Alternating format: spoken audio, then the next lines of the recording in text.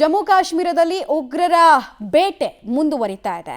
ಭದ್ರತಾ ಪಡೆ ಮತ್ತು ಉಗ್ರರ ನಡುವೆ ಗುಂಡಿನ ಚಕಮಕಿ ಕೂಡ ಆಗಿದೆ. 3 ಉಗ್ರರನ್ನ ಸೇನಾ ಪಡೆ ಸುತ್ತುವರೆದಿದೆ. ಕಿಶ್ತವಾರ್ನಲ್ಲಿ ಕಾರ್ಯಾಚರಣೆ ನಡೀತಾ ಇದೆ. ಜೈಷ್ ಕಮಾಂಡರ್ ಸೇರಿ ಉಗ್ರರು ಅಡಗಿರುವಂತಹ ಶಂಕೆ ಈ ಭಾಗದಲ್ಲಿ ಇದೆ. ಹೀಗಾಗಿ ಸೇನೆ ಆ ಭಾಗವನ್ನು ಸುತ್ತುವರೆದಿದೆ. ಕಳೆದ ವಾರ 6 ಉಗ್ರರನ್ನ ಸೇನೆ ಹೊಡೆದುರುಳಿಸಿತ್ತು. ಕೇವಲ 48 ಗಂಟೆಗಳ ಪೀರಿಯಡ್ ಅಲ್ಲಿ ಒಬ್ಬ ಈ ಪಹಲ್ಗಾಮ್ ನರಮೇಧದ ರುವಾರಿ ಅನ್ನೋದು ಕೂಡ ಗೊತ್ತಾಗ್ತಾ ಇತ್ತು. ಬಟ್ ಇನ್ನೂ 3 ಜನ ಅಪ್ಸ್ಕೊಂಡಾಗಿದ್ದಾರೆ. ಈ ಕಡೆ ನೋಡಿದ್ರೆ ಇಲ್ಲೂ ಉಗ್ರರು ಇದ್ದಾರೆ ಅನ್ನೋದು ಗೊತ್ತಾಗ್ತಾ ಇದೆ. ಒಟ್ಟಿನಲ್ಲಿ ಆಪರೇಷನ್ ಆಲ್ ಔಟ್ಗೆ ಕೈ ಹಾಕಿದೆ ಸೇನೆ. ಹೀಗಾಗಿ ಅಲ್ಲಲ್ಲಿ ಮೊನ್ನೆ ಶೋಪಿಯಾನ್ನಲ್ಲಿ ಆಯಿತು ಎನ್ಕೌಂಟರ್ ಎಲ್ಲ, ಈಗ ಕಿಶ್ತವಾರ್ನಲ್ಲಿ ಆಗ್ತಾ ಇದೆ ಅನ್ನೋದು ತಿಳಿದು ಬರ್ತಾ ಇದೆ. ಗಡಿಗೆ ಹೊಂದಿಕೊಂಡಿರುವಂತಹ ಪ್ರದೇಶದಲ್ಲಿ ಸುದೀರ್ಘವಾಗಿ ಕೂಂಬಿಂಗ್ ಕಾರ್ಯಾಚರಣೆಯನ್ನ ಸೇನೆ ಮಾಡ್ತಾ ಇದೆ. ಅಲ್ಲಲ್ಲಿ ಆತಂಕದ ವಾತಾವರಣ ಕೂಡ ಇದೆ. ಬಟ್ ಎಷ್ಟು ಜನ ಇದ್ದಾರೆ ಅನ್ನೋದು ಪ್ರಶ್ನೆ ಬರುತ್ತೆ ಇಲ್ಲಿ.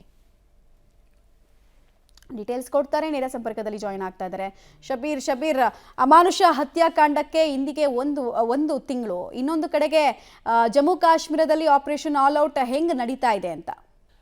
ಮಮತಾ, ಈಗ ಪಹಲ್ಗಾಮ್ನಲ್ಲಿ ಭಯೋತ್ಪಾದಕ ದಾಳಿಯಾಗಿ 1 ತಿಂಗಳು ಕಳೆದಿದೆ. ಇದರ ಬೆನ್ನಲ್ಲೇ ಈಗ ಪ್ರತೀಕಾರವೂ ಕೂಡ ಬಹಳ ತೀವ್ರವಾಗಿ ನಡೀತಾ ಇರುವಂಥದ್ದು. ಒಂದು ಕಡೆ ಆಪರೇಷನ್ ಸಿಂಧೂರದ ಮೂಲಕ ಗಡಿಯ ಹೊರಗಡೆ ಇರುವಂತಹ ಭಯೋತ್ಪಾದಕರನ್ನ ಮಟ್ಟ ಹಾಕುವಂತ ಕೆಲಸಗಳಾದ್ರೆ, ಮತ್ತೊಂದು ಕಡೆ ದೇಶದ ಒಳಗಡೆ ಅವಿತು ಕುಳಿತಿರುವಂತಹ ಭಯೋತ್ಪಾದಕರನ್ನ ಹುಡುಕುವಂತ ಕೆಲಸಗಳು ಕೂಡ ಈಗ ಮುಂದುವರೆದಿದ್ದಾವೆ.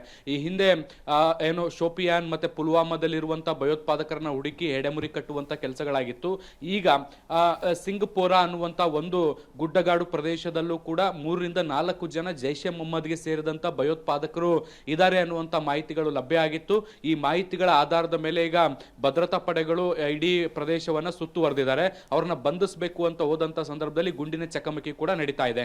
ಈಗ ಸದ್ಯಕ್ಕೂ ಕೂಡ ಕಾರ್ಯಾಚರಣೆ ಪ್ರಗತಿಯಲ್ಲಿರುವಂತದ್ದು. 2 ಕಡೆಯಿಂದಲೂ ಕೂಡ ಗುಂಡಿನ ಚಕಮಕಿಗಳು ಕೂಡ ನಡೀತಾ ಇರುವಂತದ್ದು.